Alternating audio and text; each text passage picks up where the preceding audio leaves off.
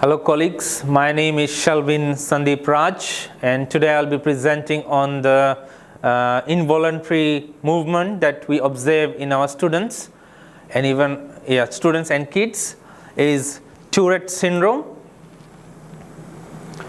Tourette syndrome is a neurological disorder which is a complex disorder that is typically characterized by motor and vocal tics. Conditions with Tourette syndrome. Individuals suffer from Tourette syndrome. They also have additional disorders such as ADHD and OCD and poor behavior problems. Tourette syndrome is typically noticed first in childhood and with average onset between age of 2 and 9 years.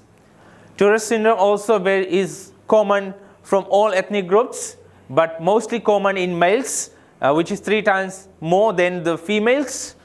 Although Tourette syndrome is a chronic condition, symptoms lasting lifetime, but the kids, they normally have severe conditions experienced during their teenagers, and sometimes it lasts throughout their life. With Tourette syndrome, the two of the symptoms that they observe is motor tics and vocal tics, and these tics get more developed through time when they are not being cured or looked after by the parents or the teachers. So with common tics, we have got simple tics and complex tics. So common motor tics develops into 2 stages, where it's simple, which is at a minor stage, and then grows to a major stage. So in simple tics, during motor tics, what happens is that the eye blinking, head jerking, they keep on jerking the head, shoulder shrugging, so they keep on moving their shoulders in the class or maybe at home, wherever they are, and eye darting, so they continuously to do that, and after they have reached this stage, they tend to move to another second stage of complex tics in motor tics, which is touching the nose, so they are continuously touching their nose, not concentrating in the class maybe, touching other people, they keep on distracting other students in the class, smelling objects, they try to explore new objects and try to smell, obscene sign, which is unwanted behaviors in the classroom or maybe at home. So that's one of the Tourette syndrome symptoms, which is motor tics. The next one is the common vocal tics, which is again simple and then getting to complex stage. So in simple tics is that they have got hiccuping, yelling, throat clearing, and then complex tics where the vocal goes to the second stage, which is using different tones of voices in the class maybe, repeating words, phrases, and vulgar and swear words. History about Tourette syndrome, discovered in 1885 by Georges de la Tourette. He was a French neurologist, and he observed this disorder by some group of students where they have observed by uncontrollable twitching and jerking behavior. Syndrome was named Maladie tics by Tourette, but later named as Gilles de la Tourette. Causes, some of the causes for Tourette syndrome is a bit complicated. The causes and the method of prevention is unknown till today, and researchers are still finding the real cause of Tourette syndrome, but they are stating that the basic cause of Tourette syndrome is genetic disorders, chemical imbalances, and external factors. How Tourette syndrome is diagnosed? It's basically diagnosed by the professional medical professionals. The qualified medical professionals usually identify the Tourette syndrome in students or in children, and a comprehensive study takes place where they study the behavior of the child and they observe the behavior of the child in different places, and with the help of the parents and the teachers, and they get a report, and finally they assess those symptoms observed in the Tourette syndrome students, and they come up with that disorder which gets diagnosed by these doctors. Also it says that behavior is also the child behavior also contributes them to make final decisions in terms of diagnosing this disorder. Management, how we manage this Tourette syndrome, maybe in class or maybe at home as parents or as teachers. First one is surgery. So the Tourette syndrome students or the children, they go under the deep brain surgery. So what happens at the base of our brain, we have got a basal ganglia, which where the surgery what happens, the doctors, they turn on the stimulation in that structure so that the tic level gets less in Tourette syndrome students.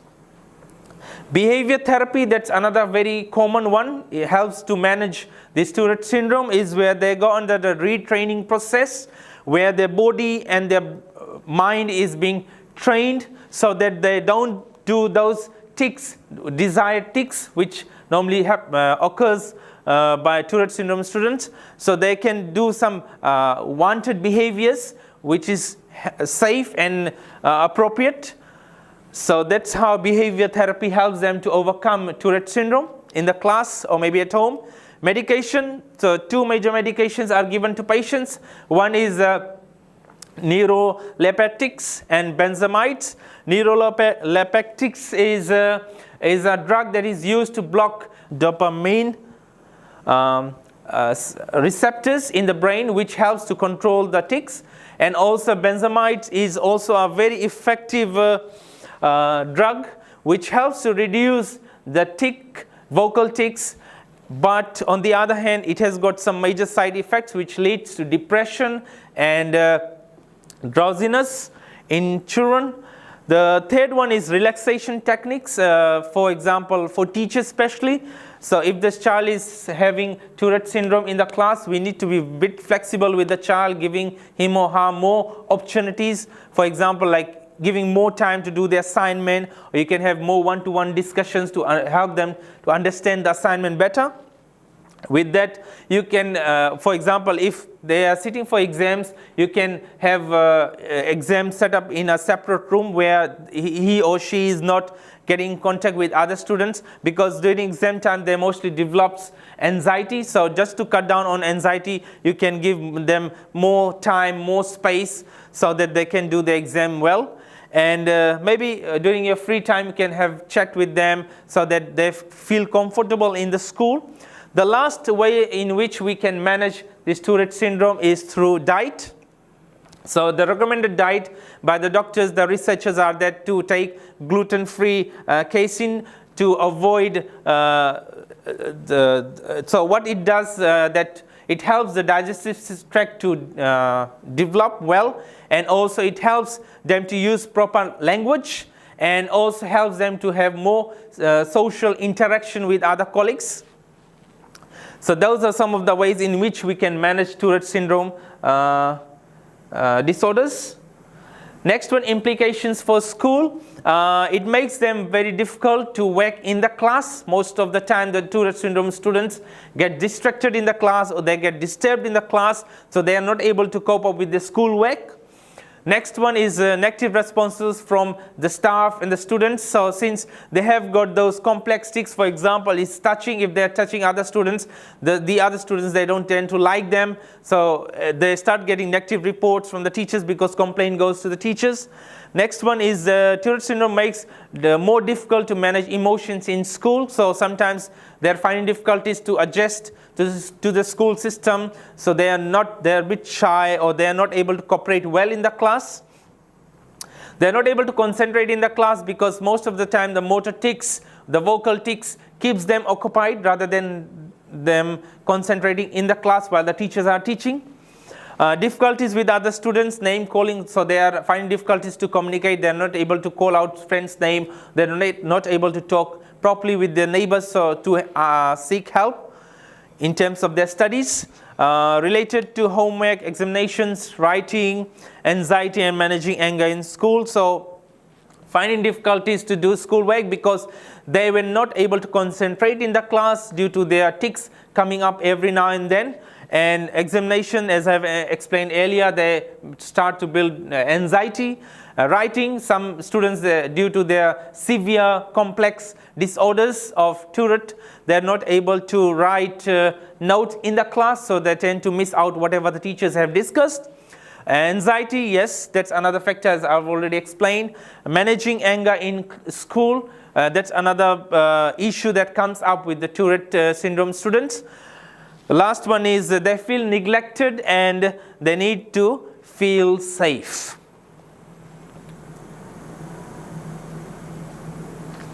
Strategies, some of the strategies that we can implement to help them.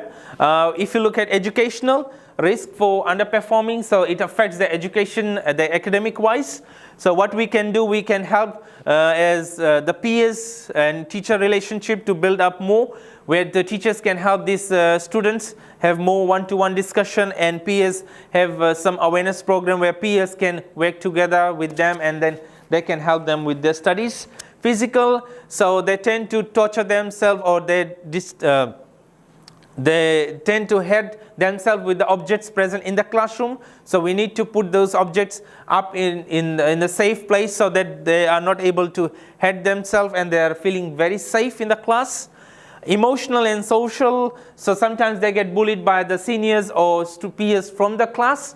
So having more counseling sessions and more education in terms of Tourette syndrome in the class will help to overcome these issues with those students.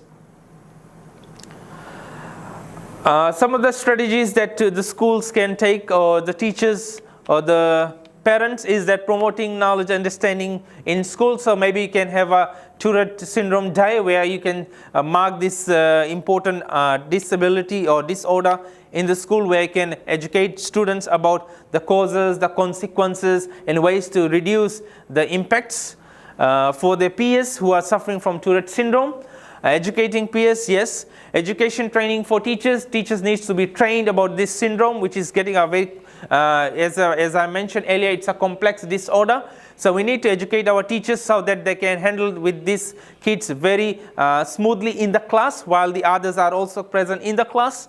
Networking with parents, it's another very important tool. We need to have a regular discussion with the parents in order to get the progress behavior notes on how the child is performing in the at home and in the school. So we can plan for our new which is called student learning plan. Maybe for the next year we can set up some goals. What are some of the goals we can have for that particular child to avoid the tics and the other behaviors associated with Tourette syndrome. Another one is the technologies that we can use to help the child in the classroom is recording devices. If due to vocal and motor tics reaching to a complex stage, they are not able to write notes maybe. So you can provide a recording device where they can record the lectures, and they can go home and listen to it and do other activities that is required by the subject. Another one is a video recording of presentations. So if they have got an issue of anxiety every now and then, so as a teacher you can give some other opportunities so they can do a presentation. For example, rather than presenting the presentation in front of the other students, they can just do a video recording and submit to the teacher, and the teacher can assess and give a mark to that particular student. Next one is resources. So Tourette's Association of America is doing a great job, has provided lots of information about Tourette syndrome. So this Tourette syndrome is, these informations are very important, vital for teachers, the peers, the students, and the caregivers, the parents, where they are able to learn the causes, the consequences, or ways to tackle with this disorder cases. And now we'll watch a video, a short video based on Tourette syndrome. It will tell us what are some of the strategies this girl, year 11 girl, is using to live her life as a normal kid. And also she is very passionate about this Tourette syndrome, and she wants to educate about others so that they can live a happy life while they are having these symptoms in them. So we'll have a watch of this video now. And I think one of the best ways to learn about something is to meet someone who's dealing with it. And in this case, do y'all want to meet Bianca? I know I do. Bianca, come on out and join us.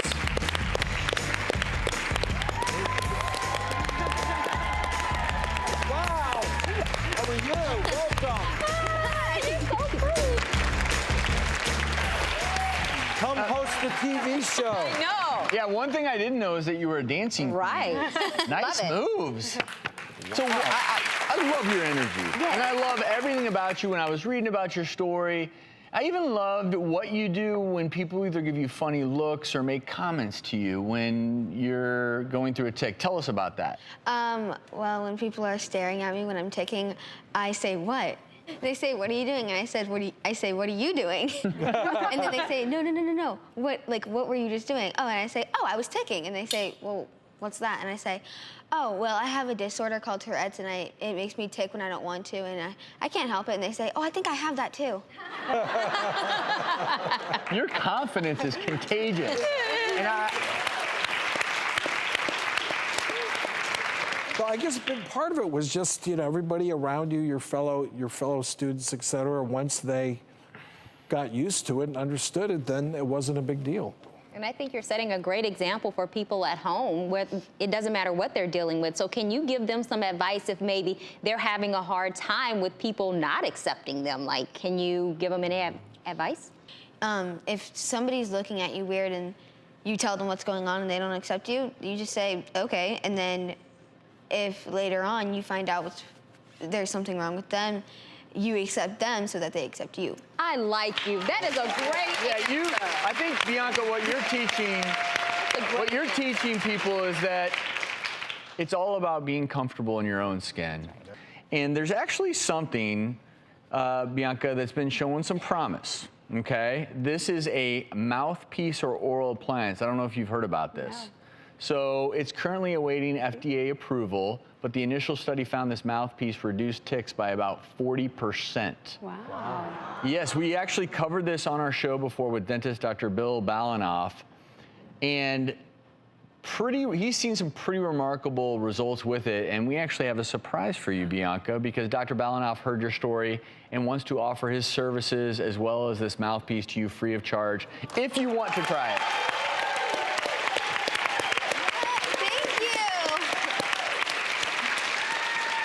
So, I heard that you really wanted to become a part of the Youth Ambassador program. That's something really important to you. Why?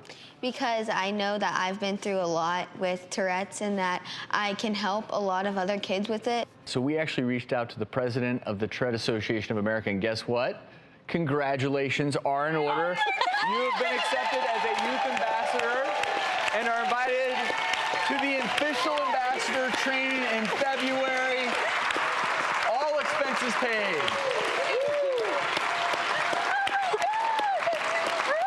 We have no doubts you are going to be one fine ambassador. Yes, they are lucky. Well, the lesson that we're learning from you, we're doctors, but we learn more many times from others. These aren't things you learn in a textbook. You're talking about you're going to help other people. People along the way have helped you. So we have one last surprise for you, Bianca.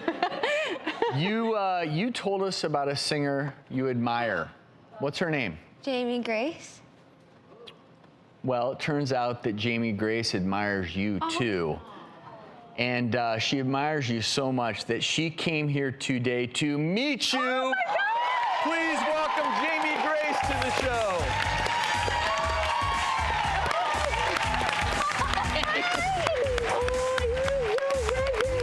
It's so nice to meet you.